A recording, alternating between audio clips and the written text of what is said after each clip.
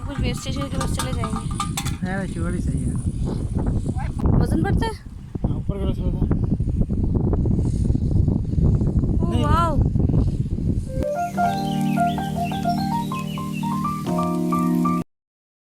Assalamualaikum guys, welcome back to my channel. Hope so you all are doing so well.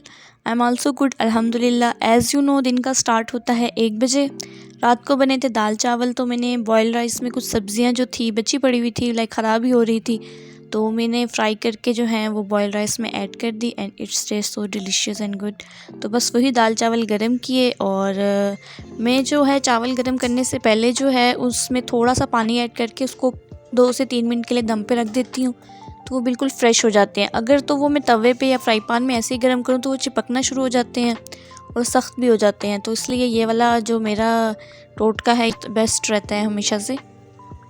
वैसे तो मैं उठ के चाय पीना ज़्यादा प्रेफर करती हूँ, लेकिन आज मेरा दिल था कि मैं आइस्ड कॉफ़ी पीऊँ, तो बस मैंने फिर जग में डाला 1 चम्मच कंडेंस्ड मिल्क, थोड़ा सा दूध, आइस क्यूब्स और गिलास को अच्छे से कैरेमलाइज़ किया, सब कुछ ब्लेंड करके बीच में डाला और अपने चावल और आइस कॉफ़ी जो है वो इंजॉय की और साथ साथ अब मूवी देखी। और कॉफ़ी जो है घर बनाने के लिए मुझे बहुत मुश्किल लगती है, तो इस वजह से मैं जो है कैरेमल कॉफ़ी पाउडर मोका के और बाकी जितने भी मतलब मुझे टेस्ट पसंद है, हेज़लनट पसंद है, तो मैं वो ऐसा करती हूँ कि वो पाउडर्स ले आती हूँ और जब दिल हुआ तो बस सब कुछ ब्लेंड किया और इन्जॉय किया। जो लड़कियां बाहर के मुल्क में रहती हैं उन्हें एक्सपीरियंस तो होता ही होगा कि being alone is a very difficult thing to do, because कभी कभी हमें ये चीज़ बहुत ही मतलब अच्छी लग रही होती है, पुरसुकून लग रही होती है, लेकिन कभी कभी यही बहुत डिफ़िकल्टीज़ क्रिएट कर देती है। लाइक बहुत मुश्किल होता है मेंटेन करना अपनी फैमिली के बगैर रहना, इट्स सो डिफ़िकल्ट। और ऐसा भी होता है कि अब मुझे पक्का यकीन है अभी तो अपनी फैमिली को बहुत मिस कर रही हूँ, लेकिन जब मैंने पाकिस्तान चले जाना है तो फिर मैंने अपने हस्बैंड को बहुत मिस करना है। तो इट्स नॉर्मल कि इंसान के पास जितना भी हो, मतलब कि उसको और की ख्वाहिश हमेशा रहती है, चाहे जहाँ पे भी हो उसको लगता है कि कुछ ना कुछ कमी ज़रूर है उसकी ज़िंदगी में। खैर सऊदी आने के बाद मैंने सोचा कि यार इतना बड़ा समंदर है तो लोग इसमें फ़िशिंग तो करते ही होंगे, मतलब कुछ ऐसी सोच विचार मेरी थी, लेकिन मैंने आज तक देखा नहीं किसी को फ़िशिंग करते हुए, या शायद उस एरिया में मैं नहीं गई जहाँ पे लोग फ़िशिंग करते हैं। तो मेरे हस्बैंड ने आज प्लान बनाया कि चलते हैं कि हम फ़िशिंग करने चलेंगे। मैंने कहा इट्स ओके, चलो चलते हैं। रास्ते से हम लोगों ने फ़िशिंग रॉड लिया, आई थिंक फ़िशिंग टूल्स जो होते हैं छोटे छोटे वो लिए, लेकिन मेरे पास फ़िशिंग स्टिक नहीं थी, तो इस वजह से इन्होंने कोई हुक्स और छोटी छोटी चीज़ें थी वो ली, और कि हम वहाँ पहुँचेंगे तो वहाँ पर जाके फ़िशिंग करेंगे। प्रॉन्स वगैरह भी लिए, मतलब काफ़ी चीज़ें जो फ़िशिंग के लिए यूज़ होती हैं, मैं तो कभी भी मैंने नहीं की, तो इस वजह से मुझे इतना इस बारे में इल्म नहीं है। और फ़िशिंग करने के हिस्से में जो सबसे फ़नी पार्ट था वो ये था कि मतलब आमिर मुझे कहता कि यार ऐसा करो बकेट रख लो, हम लोग फ़िशेस पकड़ेंगे तो हमने फ़िशेस किस में डालेंगे। मैंने कहा हाँ ये बात तो सोचने वाली है। मैंने कहा ऐसा करो तुम बड़ा वाला टब रख लो जो किचन में पड़ा हुआ है, हैरा मैं बाद में धो दूँगी। And he said it's okay, चलो ठीक है। और बाद में हम जाते हुए मतलब टब भी नहीं लेके गए, बकेट भी नहीं लेके गए, क्योंकि हमें लगा कि मैंने कहा चलो हैरा रह गया तो कोई बात नहीं है, हम लोग शॉपर में डाल लेंगे। And he was it's okay, चलो ठीक है। एंड जब हम लोग गए तो फिशेस तो दूर की बात, एक टिड्डा भी नहीं आया, बल्कि जो प्रॉन्स वो जो वेट के साथ जो फेंक रहे थे समंदर में, ऐसा हुआ कि वो फिशेस खा जाती थी, और जब वापस बाहर जब टूल आता था तो पता चलता था कि यार प्रॉन्स तो फ़िश खा गई है और हमारे हिस्से में कुछ नहीं आया। तो बस समंदर की गंदगी हमारी रोड में आती रही, और 2-2.5 घंटे की भरपूर कोशिश के बाद जो है एक मछली तो क्या कुछ भी नहीं पकड़ा गया। लेकिन एक चीज़ अच्छी हो गई कि मैंने वहाँ पे सी व्यू में बैठ के, बहुत अच्छा और पुरसुकून था।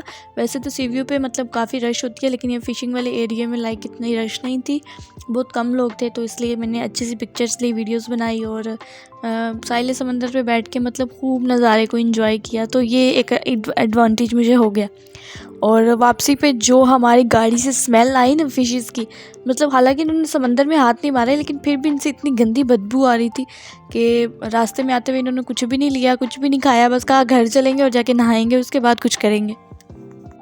और यहाँ पे आने का एक एडवांटेज ये भी हो गया कि मुझे पता चल गया कि फ़िशिंग रॉड के बगैर भी मतलब फ़िशेस पकड़ी जा सकती हैं। पाकिस्तान में तो कराची में ही हाली सी व्यू है, तो इस वजह से इस्लामाबाद में भी कभी मतलब ऐसा एक्सपीरियंस नहीं हुआ कि हम कभी मछलियाँ पकड़ें या मछलियाँ पकड़ते हुए देखें। लेकिन मैं बहुत एक्साइटेड थी कि हम लोग कुछ ना कुछ पकड़ के लेकर आएंगे। हालांकि मैं फ़िश बिल्कुल भी नहीं खाती, मतलब आई हेट फ़िशेज़ में उसकी स्मेल जो है ना मुझे इतनी गंदी लगती है ना कि मैं बिल्कुल चखती भी नहीं हूँ।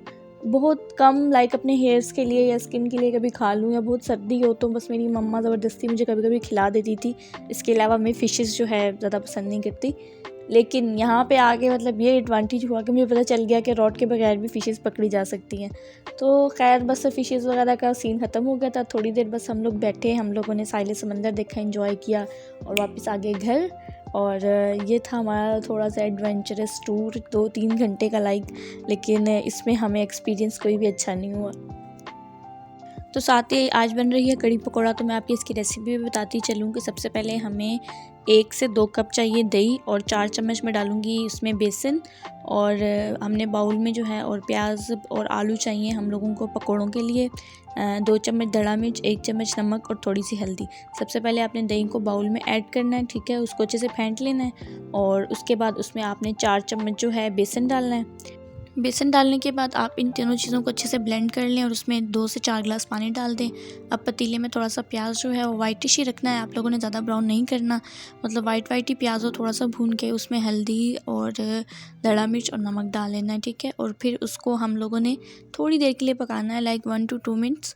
और पकाने के बाद फिर हमने जो लस्सी बनाई थी वो हम लोग इसमें ऐड कर देंगे, ठीक है। तो लस्सी ऐड करने के बाद जो मैंने जिस बाउल में मैंने दही मतलब फेंटा था उसी बाउल में मैंने 2 गिलास और पानी ऐड कर लिए थे। और फिर ये लस्सी ऐड करने के बाद मैंने वो 2 गिलास पानी भी इसमें शामिल कर दिए थे। और इसका एक ये भी बात है कि जब आप लस्सी डालेंगे तो उसके बाद आपने क्या करना है कि इसको मुसलसल हिलाना है।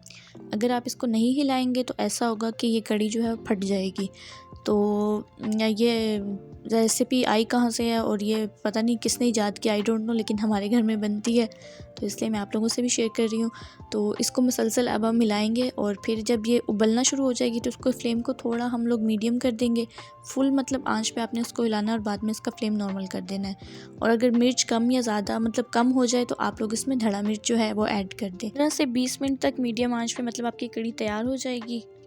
उसके बाद फ्राई पैन में आप 3 से 4 मोटी जो है लाल मिर्च ले लें, थोड़ा ज़ीरा ले लें और उसको फ्राई करके बस कड़ी में ऐड कर दें, मतलब उसको तड़का लगा दें। और उसके बाद पकोड़ों की रेसिपी तो सबको पता ही होती है, तो बस आलू और प्याज के पकोड़े, सब्जियों के पकोड़े मत बनाइएगा। पालक डाल सकते हैं आप बीच में, लेकिन गोभी वगैरह और इस तरह की चीज़ें मत ऐड कीजिएगा क्योंकि उससे टेस्ट ख़राब हो सकता है।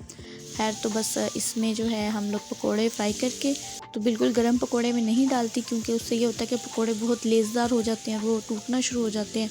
तो कोशिश करें पकोड़े जब थोड़े ठंडे हो जाएं तो फिर आप कड़ी में ऐड करें। तो बस ये थी एक छोटी सी रेसिपी।